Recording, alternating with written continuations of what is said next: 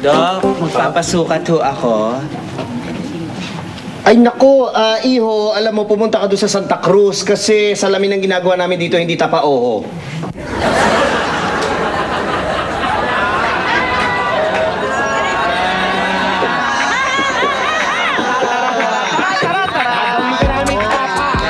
At ituloy-tuloy na natin yung pagsakay ng karetela hanggang makarating tayo next Friday at magkita-kita tayo dito sa...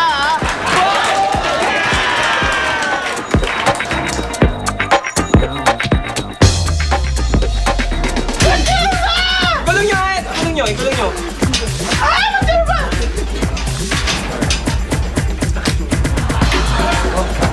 Sorry, please call again.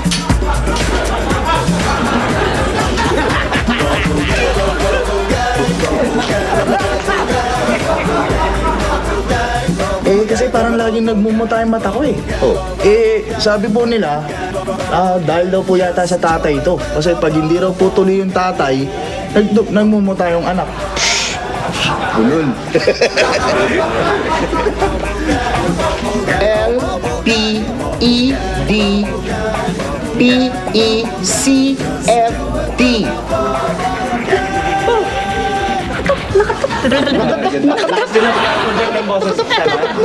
Okay.